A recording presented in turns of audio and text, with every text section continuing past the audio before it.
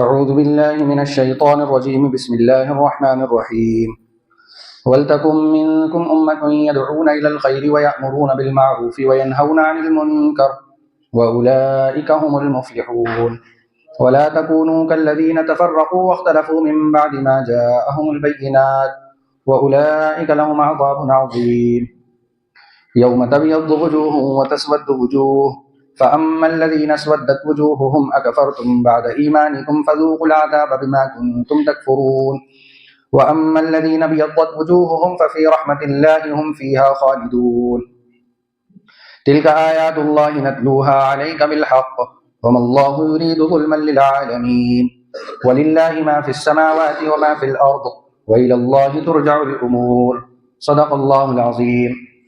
سورہ آل عمران پارہ نمبر 4 کی آیت نمبر 104 سے 109 تک تلاوت کی گئی، جن کا ترجمہ ہے وَلْتَكُن مِّنكُمْ أُمَّةٌ يَدْعُونَ إِلَى الْخَيْرِ، اور تمہارے درمیان ایک جماعت ایسی ہونی چاہیے جس کے افراد بھلائی کی طرف بلائیں، وَيَأْمُرُونَ بِالْمَعْرُوفِ وَيَنْهَوْنَ عَنِ الْمُنكَرِ، نیکی کی تلقین کریں اور برائی سے روکیں، وَأُولَٰئِكَ هُمُ الْمُفْلِحُونَ، ایسے ہی لوگ ہیں جو فلاح پانے والے ہیں۔ وَلَا تَكُونُوا كَالَّذِينَ تَفَرَّقُوا وَاخْتَلَفُوا مِن بَعْدِ مَا جَاءَهُمُ الْبَيِّنَاتُ، اور ان لوگوں کی طرح نہ ہو جانا جن کے پاس کھلے کھلے دلائل آ چکے تھے، اس کے بعد بھی انہوں نے آپس میں پھوٹ ڈالی اور اختلاف میں پڑ گئے۔ وَأُولَٰئِكَ لَهُمْ عَذَابٌ عَظِيمٌ، ایسے لوگوں کو سخت سزا ہوگی۔ یوم تبیض وجوہ وتسود وجوہ، اس دن بعض چہرے سفید ہوں گے اور بعض چہرے سیاہ ہوں گے۔ فَأَمَّا الَّذِينَ اسْوَدَّتْ وُجُوهُهُمْ، چنانچہ جن لوگوں کو چہرے سیاہ پڑ جائیں گے ان سے کہا جائے گا اکفرتم بعد ایمانکم، کیا تم نے اپنے ایمان کے بعد کفر اختیار کیا تھا؟ فذوقوا العذاب بما کنتم تکفرون، تو تم عذاب چکھو، عذاب کا مزہ چکھو کیونکہ تم کفر کیا کرتے تھے۔ وَأَمَّا الَّذِينَ ابْيَضَّتْ وُجُوهُهُمْ، اور جن لوگوں کے چہرے سفید ہوں گے، ففی رحمت اللہ، تو اللہ کی رحمت میں جگہ پائیں گے وہ لوگ، ہم فیہا خالدون، وہ اسی میں ہمیشہ ہمیشہ رہیں گے۔ تلک آیات اللہ نتلوہا علیک بالحق، یہ اللہ کی آیتیں ہیں جو ہم تمہیں ٹھیک ٹھیک پڑھ کر سنا رہے ہیں۔ وما اللہ یرید ظلما للعالمین، اور اللہ دنیا جہاں کے لوگوں پر کسی طرح کا ظلم کرنا نہیں چاہتا۔ وللہ ما فی السماوات وما فی الارض، آسمان اور زمین میں جو کچھ ہے اللہ ہی کا ہے۔ وإلی اللہ ترجع الامور، اور اسی کی طرف تمام معاملات لوٹائے جائیں گے۔ یہ ان آیات کا ترجمہ تھا۔ یہ آیت بہت اہم ہے۔ گزشتہ جو آیتیں گزری تھیں جن میں یہ بتایا گیا تھا کہ مسلمانوں کی کامیابی اور مسلمان کب ترقی کریں گے، کب ان کے اندر فلاح اور صلاح ہوگی، تو اس کے دو اصول بتائے گئے۔ ایک تو یہ بتایا تھا کہ ہر فرد کو ایک خاص انداز سے اپنی اصلاح کرنے کی ہدایت اللہ نے دی تھی کہ ہر شخص اپنی اصلاح کی طرف توجہ دے، ہر شخص تقوی اختیار کرے اور اللہ تعالیٰ کے سلسلے سے مربوط ہو جائے، اللہ کی رسی کو مضبوطی سے پکڑ لے۔ یہ تو انفرادی کام تھا۔ یہ کون سا کام تھا؟ انفرادی، جو ہر ایک کو اپنے لیے کرنا تھا۔ اب ان آیتوں کے اندر اجتماعی نظام بتایا جا رہا ہے کہ اپنی فکر کر لی، اب اجتماعی نظام کو سمجھو۔ تو ان دونوں آیتوں کے اندر اسی نظام صلاح اور فلاح کا اس کو مکمل کیا جا رہا ہے، اس طرح کہ مسلمان صرف اپنے اعمال اور افعال کی اصلاح پر بس نہ کریں بلکہ اپنے دوسرے بھائیوں کی اصلاح کی بھی فکر کریں۔ اسی صورت سے اور یہ سب کرنے کے ذریعے سے ہی پورا معاشرہ اور پوری قوم ترقی کرے گی اور ان کا اتحاد اور اتفاق باقی رہے گا اور وہ دوسروں پر غالب آ سکیں گے، دوسروں پر غالب آ سکیں گے۔ تو یہ ایک تعلق تھا پچھلی آیت سے ان آیتوں کا۔ جیسا کہ تعلق میں واضح ہوا کہ ان آیتوں کے اندر اللہ تبارک و تعالیٰ اجتماعی نظام کی طرف متوجہ کر رہے ہیں ہمیں اور آپ کو، اور اس اجتماعی نظام سے پہلے اللہ تبارک و تعالیٰ پچھلی آیتوں کے اندر یہ بتا چکے ہیں کہ پہلے تقویٰ اور اعتصام باللہ، یعنی اللہ کی رسی کو، دین کو مضبوطی سے تھامو، اور دوسرے دعوت و تبلیغ کے ذریعے دوسروں کی اصلاح، کہنے سننے کے ذریعے۔ دعوت و تبلیغ کا مطلب کیا ہوتا ہے؟ کہنا سننا، دوسروں کو خیر کی طرف، اچھائی کی طرف بلانا، برائیوں سے روکنا۔ تو آیت میں اسی طرف اشارہ ہے وَلْتَكُمْ مِنْكُمْ. تو دونوں آیتوں کا خلاصہ کیا ہوا کہ خود بھی اپنے اعمال اور اخلاق کو اللہ تعالیٰ کے بھیجے ہوئے قانون کے مطابق درست کرنا ہے، اور اپنے دوسرے بھائیوں کے اعمال کو درست کرنے کی بھی فکر کرنا ہے. یہی مضمون ہے جو والعصر کے اندر بھی بیان کیا گیا ہے کہ والعصر ان الانسان لفی خسر، کہ سب لوگ نقصان میں، خسارے میں. کون لوگ اس نقصان سے بچیں گے؟ الا الذین آمنوا وعملوا الصالحات، جو ایمان لائیں اور اعمال صالحہ کریں، نیک کام کریں، یعنی انفرادی. وتواصوا بالحق وتواصوا بالصبر. اب یہ اجتماعی نظام ہے کہ دوسروں کو بھی صحیح عقیدہ اور نیک اعمال کی ہدایت کرتے رہیں. قومی اور اجتماعی زندگی کے لیے جس طرح یہ ضروری تھا کہ ان کا کوئی مضبوط اور مستحکم رشتہ، پکا رشتہ وحدت ہو، ایک رشتہ ہو. اور وہ رشتہ کیا ہو سکتا تھا؟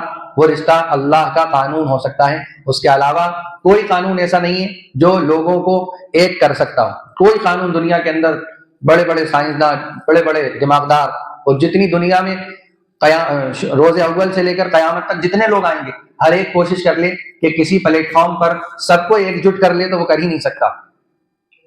ایک جٹ صرف کس پر ہوا جا سکتا ہے؟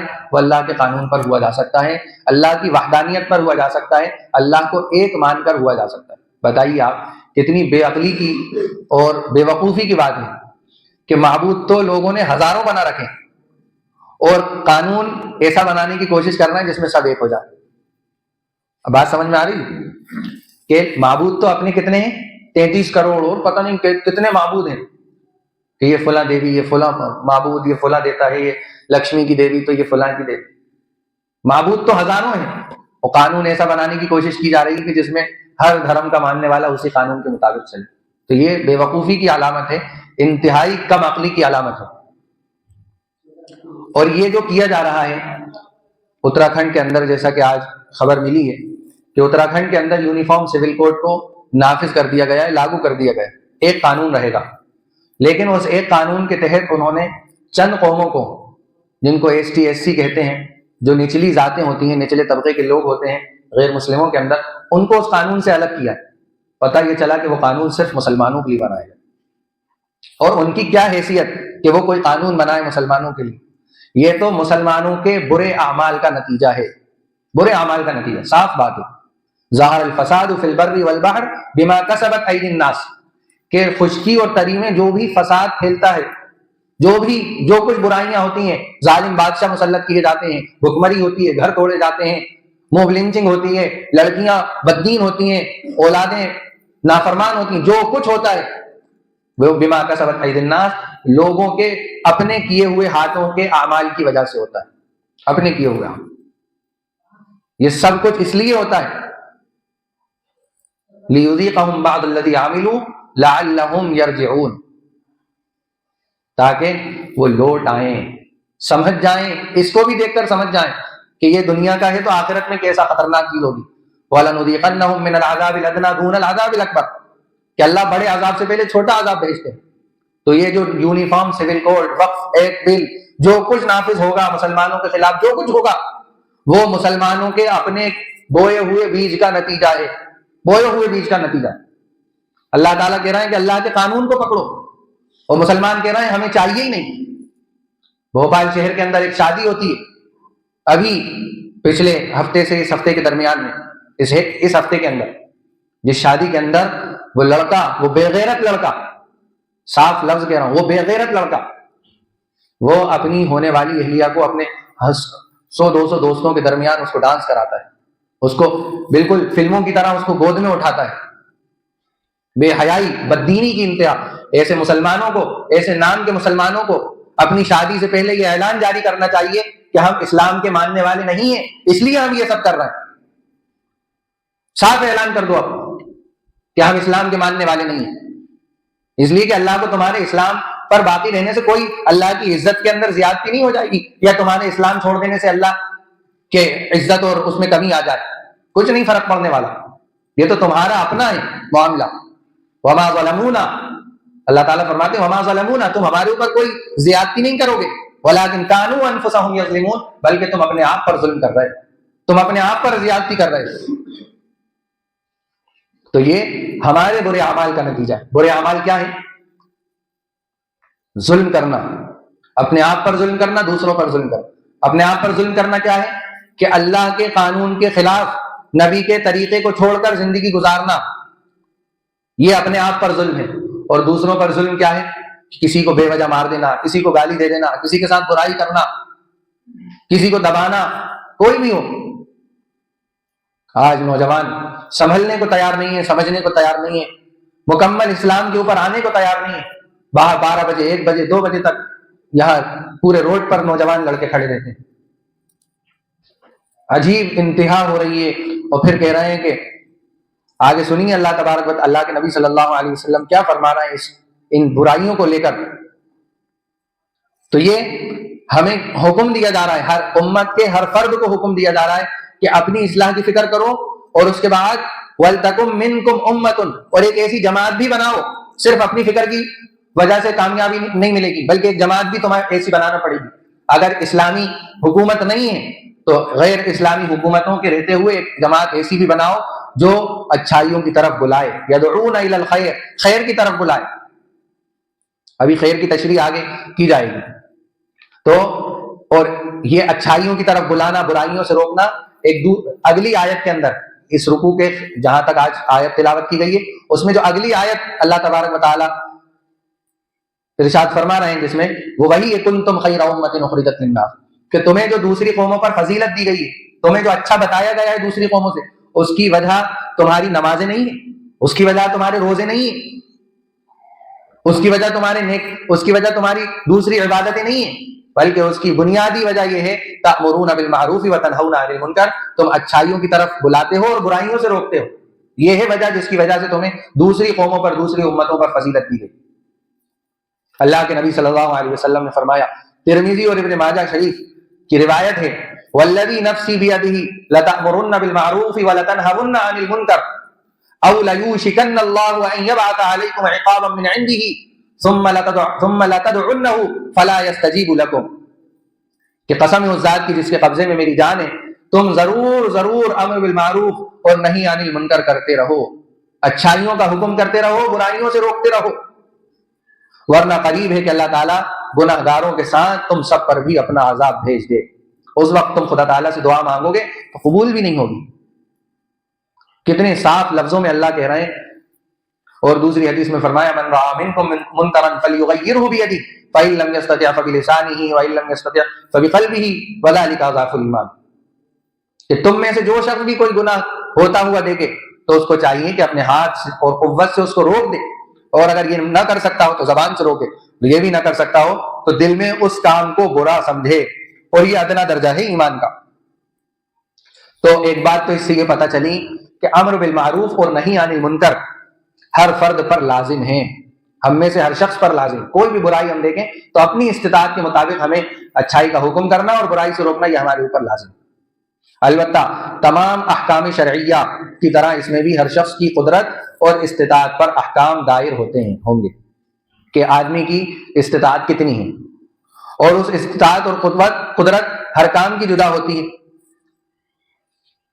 اور سب سے پہلے تو یہ بھی پتہ ہونا چاہیے کہ کیا امر بالمعروف ہے اور کیا نہی عن المنکر ہے، کہ بھائی کن باتوں کا حکم کرنا ہے، کن باتوں سے روکنا ہے، یہ بھی تو پتہ ہونا چاہیے، ورنہ معلوم ہوا کہ جن سے روکنا تھا ان کا حکم دے دیا، اور جن کا حکم دینا تھا ان سے روک رہا ہے۔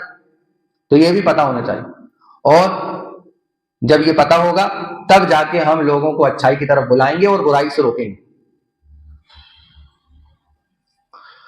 لیکن جب تک اس کی واقفیت نہیں ہو رہی ہے، یہ پتہ نہیں چل پا رہا ہے، تو اس خدمت کے لیے کھڑا ہونا جائز نہیں۔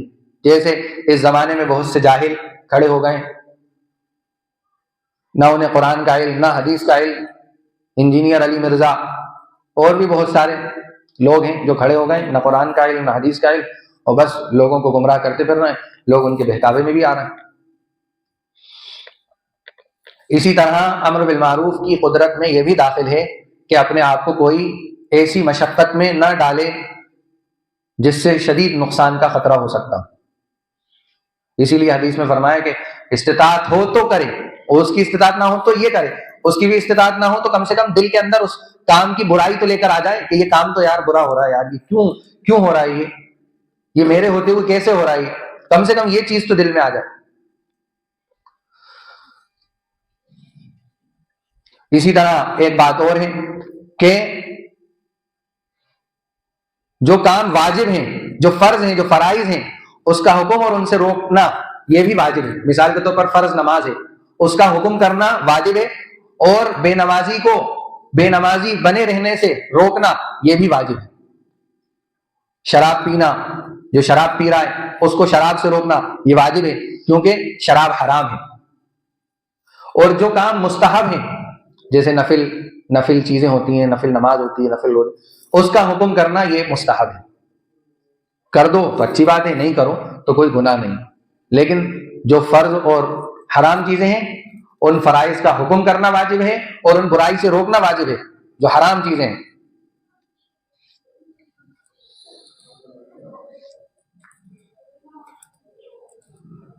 اللہ تبارک و تعالیٰ جو فرما رہا ہے وَلْتَكُن مِّنكُمْ أُمَّةٌ يَدْعُونَ إِلَى الْخَيْرِ، تو خیر کیا ہے؟ کہ اگر خیر جو ہے اللہ کے نبی صلی اللہ علیہ وسلم نے اس کی خود تفسیر فرمائی، الخیر ہوا اتباع القرآن و سنتی، کہ خیر قرآن اور میری سنت پر چلنا یہ خیر ہے۔ امر بالمعروف اور نہی عن المنکر سے تو یہ سمجھا جا سکتا تھا کہ اس کی ضرورت خاص موقع پر ہوگی جب وہ منکرات دیکھے جائیں، لیکن یدعون الی الخیر جو ہے ایک جماعت جو بنائی جا رہی ہے، وہ اس کا کام یہ نہیں ہوگا کہ بس جب وہ اچھائی کا وقت ہو تب اچھائی کرے، برائی سے روکنے کا وقت ہو تب برائی سے روکے، نہیں، اس کا تو مستقل کام رہے گا۔ مثال کے طور پر اگر نماز کا وقت نہیں بھی ہے تب بھی وہ لوگوں کو نماز کے پڑھنے کی تاکید کرتی رہے گی کہ بھائی جب نماز کا وقت ہو تو تمہیں نماز پڑھنا ہے، اور برائی سے روکنا ہے۔ برائی سے کیسے روکا جائے؟ مثال کے طور پر IPL کا زمانہ شروع ہونے والا ہے، شاید سننے میں آ رہا ہے، اب سینکڑوں نوجوان اس نحوست کے اندر مبتلا ہونے والے ہیں۔ اب علماء کو اور مسجد کے اماموں کو چاہیے کہ وہ ممبر سے اس برائی کو روکنے کی کوشش کریں، اور جمعے کے اندر اس کو اپنا موضوع بنائیں، جمعے کے اندر اس کو بیان کریں کہ بھائی اس برائی سے بچیں، یہ حرام ہے، اس کی وجہ سے کیا ہوگا؟ ظہر الفساد فی البر والبحر، تمہاری ان برائیوں کے کرنے کی وجہ سے خشکی اور تری میں عذابات اللہ کے آئیں گے، کیا کیا نقصانات ہوں گے۔ ایک تو وہاں یونیفارم سول کوڈ نافذ کیا گیا، اور دوسرا فیصلہ آج یہ بھی آیا ہے کہ وقف ترمیمی ایکٹ جو بل پاس ہونا تھا وہ بھی پاس کر دیا گیا۔ اب اس میں غیروں کی بھی مداخلت ہوگی اور وہ جس طرح چاہیں گے وہ کام کریں گے۔ تو یہ کس کی وجہ سے ہو رہا ہے؟ یہ ہمارے اپنے کرتوتوں کی وجہ سے ہو رہا ہے۔ اس لیے ہمیں بنیادی طور پر اسلام کو سمجھنے کی اور سیکھنے کی ضرورت ہے۔ اگر نہیں سمجھیں گے، نہیں سیکھیں گے تو پھر اللہ کا کوئی وعدہ ہم سے نہیں ہے، بلکہ حدیث میں تو آیا ہے کہ اگر ہم دعا بھی کریں گے اس عذاب کے اور اس برائی کے ختم ہونے کے لیے تو وہ دعا بھی قبول نہیں ہوگی۔ دعوت الی الخیر کے دو درجے، ایک تو یہ ہے کہ غیر مسلموں کو خیر کی یعنی اسلام کی طرف دعوت دینا، زبان سے بھی اور عمل سے بھی۔ لیکن آج مسلمان نہ زبان سے دعوت دینے کی طاقت رکھتے ہیں، کیونکہ خود تو پکے مسلمان ہیں ہی نہیں نا، نہ عمل سے دعوت دے رہا ہے، عمل سے ایسا ظاہر کر رہا ہے جیسے یہ تو ہم سے بھی بدتر ہیں۔ پرسوں کی بات ہے، اور وقت کیا تھا؟ ظہر کے بعد کا وقت تھا۔ ریلائنس پیٹرول پمپ کے سامنے جو آٹو والے ہوتے ہیں نا، ان کا آٹو کا چلانا دیکھا ہے آپ لوگوں نے کیسے چلاتے ہیں؟ تو اگر کوئی آٹو والا یہ کہے کہ صاحب میری غلطی نہیں تھی، تو وہ جلتے توے پر بیٹھ کر بھی کہے نا تب بھی اس کی بات کا مجھے تو یقین نہیں۔ جس طرح لہرا کر وہ آٹو چلاتے ہیں، یہ اماطۃ الاذی عن الطریق، کہ راستے میں تکلیف پہنچانا ایمان کا حصہ ہے، راستے سے تکلیف دہ چیز کو ہٹانا۔ الایمان بضع و سبعون شعبۃ، ایمان کی 70 سے زیادہ شاخیں ہیں۔ فافضلها قول لا الہ الا اللہ، سب سے افضل شاخ ایمان کی کیا ہے؟ لا الہ الا اللہ کہنا۔ اور ادنا شاخ کیا ہے؟ اماطۃ الاذی عن الطریق، راستے سے تکلیف دہ چیز کو ہٹانا۔ اب جو یہ لوگ تکلیف پہنچا رہے ہیں، یہ پتہ یہ چلا کہ یہ ادنا ایمان کے اوپر بھی باقی نہیں ہے۔ جو لوگ روڈ پر کچرا ڈال دیتے ہیں، راستے چلنے کی جگہوں پر کچرا ڈال دیتے ہیں، اور کچرا اتنا ہوتا ہے کہ وہ جو اگر 20 فٹ کا روڈ ہے تو 15 فٹ تو کچرا آ جاتا ہے، کچھ تو 10 فٹ تک تو انسان ہی ڈالتے ہیں، اور 5 فٹ کتے اور گائے گھسیٹ کے لے آتے ہیں، تو وہ 15 فٹ تک وہ کچرا آ جاتا ہے۔ اس میں گندے ڈائپر، اس میں گندگی، نہ معلوم کیا کیا بدبو پھیل رہی ہے۔ اور یہ کہاں ہوتا ہے؟ یہ صرف آپ دیکھیں گے مسلمانوں کے علاقوں کے اندر ہوتا ہے۔ جس قوم کو اس کے رب نے اور اس کے نبی نے یہ تعلیم دی ہے کہ پاکی رکھو، صفائی رکھو، پاک صاف رہو، وہ قوم اس حد تک گر گئی ہے کہ وہ گھر تو گندے کر رہے ہیں، باہر روڈ بھی گندے کر رہے ہیں۔ اور آپ غیر مسلموں کے یہاں چلے جائیے، کیسا چونا پتا ہوا ہوتا ہے، اور آدھا روڈ تک لیپتے ہیں، وہ کتنی صاف صفائی رکھتے ہیں۔ لیکن یہ مسلمانوں کے علاقوں میں شاید کہیں دیکھنے کو مل جائے تو بہت بڑی بات، ورنہ میری نظر سے تو اس طرح نہیں گزرا۔ تو میں واقعہ یہاں کا بتا رہا ہوں۔ تو کیا کرا، وہ آٹو والے نے، نوجوان لڑکے تھے اس میں 4-5 غیر مسلم جا رہے تھے ایکٹیوا سے، 3 لوگ بیٹھے تھے، وہ انہوں نے لہرائی ہوگی آٹو، تو انہوں نے کہا بھائی کیسے چلا رہا ہوں، دیکھ کے چلاؤ، صحیح سے چلاؤ۔ اس پر انہوں نے یہاں ریلائنس پر آ کر ایسی زور سے ٹکر ماری کہ وہ تینوں گھسٹاتے ہوئے گئے، اور پھر وہ 2-3 لڑکے اس آٹو میں سے اترے اور ان کو بری طرح سے تماچے مارے، جبکہ وہ لڑکے بڑے تھے عمر میں غیر مسلم، اور یہ مارنے والے چھوٹے تھے عمر میں۔ اور ایک لڑکا بھاگتا ہوا پیٹرول ٹینک تک پیچھا کرنے گیا اور مارنے کے لیے، اور پھر وہاں سے واپس آ کر کہتا ہے کہ سامان رکھا گاڑی میں، دینا نکال کے۔ تو میں نے اس کو بھگایا، میں نے کہا بھاگ رہا ہے، نہیں بھاگ رہا، نہیں تو میں نکالوں سامان ابھی، وہاں سے بھگایا ہوں۔ اور اس کے بعد ان لوگوں نے کیا کرا کہ ان کی ایکٹیوا پہ لاتے مار کر ان کا مارکس گاڑی کا توڑ دیا۔ یہ عمل سے ہم اسلام کی تعلیمات، یہ نفرت ہم بٹھا رہے ہیں ان کے دلوں میں۔ پھر کیا ہوتا ہے نتیجہ کہ کہیں ہمارے مسلمانوں کو پکڑا جاتا ہے، مارا جاتا ہے، وہ بھاگتے ہیں، ان کی گاڑیاں توڑ دی جاتی ہیں، کیا کیا ظلم ہوتا ہے۔ یہ سب ہمارے اپنے کرتوتوں کا نتیجہ ہوتا ہے۔ تو زبان سے بھی دعوت دینا اور عمل سے بھی اسلام کی دعوت غیروں تک پہنچانا، اسلام کا اچھا نقشہ ان کے سامنے رکھنا۔ اور دوسرا یہ کہ خود مسلمانوں کو دعوت دینا، دعوت خیر، تمام مسلمانوں کو علی العموم اور جماعت خاصہ کو علی الخصوص، مسلمانوں کے درمیان تبلیغ کریں، یعنی فرد میں جماعتوں کے ذریعے جس طرح ہو سکے دعوت الی الخیر کرتے رہنا چاہیے۔ اور دوسرا کیا ہے کہ ایسے افراد پیدا کرنا جو قرآن کا، سنت کا علم اور اس کے اندر ماہر ہوں،